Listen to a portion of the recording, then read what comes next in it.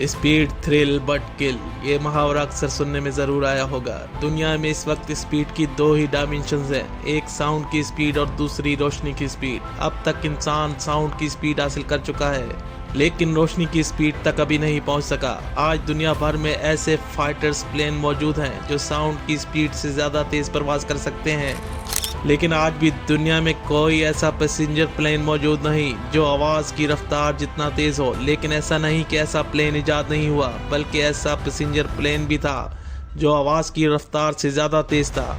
ये था supersonic concord. आइए जानते हैं इस अजीम शान इजाद के बारे में।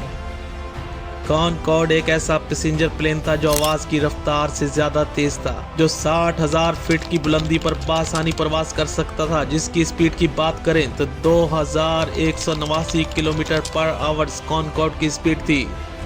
कॉनकॉर्ड सेड एविएशन और ब्रिटिश एयरक्राफ्ट कॉरपोरेशन की मुश्तरका प्रोजेक्ट था। कॉनकॉर्ड की मैन्युफैक्चरिंग इस ज़माने में ये दुनिया के लिए अजीब व गरीब और हैरत की बात थी कि ऐसा पैसेंजर एयरक्राफ्ट तैयार किया जा रहा है जो आवाज़ की रफ्तार से ज़्यादा तेज़ था। इस मेगा प्रोजेक्ट के लिए दुनिया से 4 से 5 बड़ी कंपनियां हिस्सा ले रही थीं।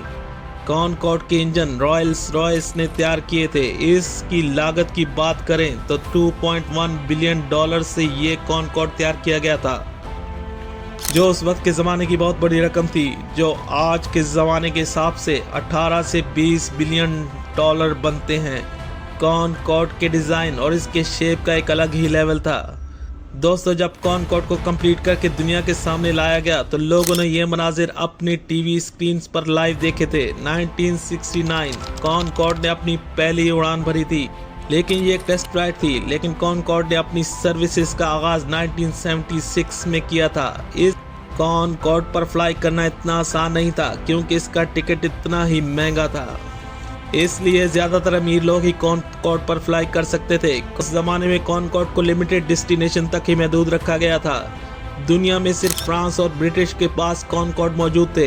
इन 2 मुल्कों से कॉनकॉर्ड की सर्विस ऑपरेट होती थी। स्पीड की बात करें तो कॉनकॉर्ड लंदन से न्यूयॉर्क 3.5 घंटे की फ्लाइट थी, जो अपने आप में एक रिकॉर्ड था। इस अजीम शान एयरक्राफ्ट कॉनकॉर्ड की टिकट की कीमत $12,000 थी और कॉनकॉर्ड में सिर्फ 100 लोग ही सफ़र कर सकते थे, जिसकी वजह थी क्योंकि साउंड की स्पीड को हासिल करने के लिए इसके वजन को कम रखना था। इसलिए कॉनकॉर्ड में सिर्फ 100 ही लोग बैठ सकते थे। अब आते हैं इस सवाल की तरफ कि आखिर क्या वजह थी, कॉनकॉर्ड कामयाब क्यों नहीं हो सका, आखिर क्यों कॉनकॉर्ड को ग्राउंड कर दिया गया था। सबसे बड़ी वजह थी फ्यूल कंजम्पशन, जिसका खर्च बहुत ही ज़्यादा था, जो किसी भी एविएशन कंपनी के लिए अफोर्ड करना आसान नहीं था। दूसरी बड़ी वजह थी लोगों का डर, जो कॉनकॉर्ड पे सफ़र करना ख़तरनाक समझते थे, क्योंकि एक भयानक हादसा जो फ्लाइट 4590 की तबाही ने पूरी दुनिया में खौफ बिठा दिया था। और इसके साथ इसका एक महंगा टिकट, जो शायद कॉनकॉर्ड की नाकामी की बड़ी वजह थी। एक ऐसा वक्त भी आया कि कॉनकॉर्ड की बुकिंग कैंसिल होना शुरू हो चुकी थी। ज़रा सोचिए, कॉनकॉर्ड पर बैठने के लिए लोग तरसते थे, बल्कि इस पर सफ़र करने के लिए $25,000 भी दिए गए थे। लेकिन कॉनकॉर्ड का एंड इतना ही अफसोसनाक हुआ। कोई भी कॉनकॉर्ड पर सफ़र नहीं करना चाहता था और यूं 1979 से शुरू हुआ कॉनकॉर्ड की परवाज़ 2003 कॉनकॉर्ड का इख्तिताम साबित हुआ। हाल ही में एक बड़ी खबर आती है कि नासा की तरफ से एक ऐसा पैसेंजर प्लेन तैयार किया जा रहा है जो साउंड की स्पीड से फ्लाई कर सकेगा।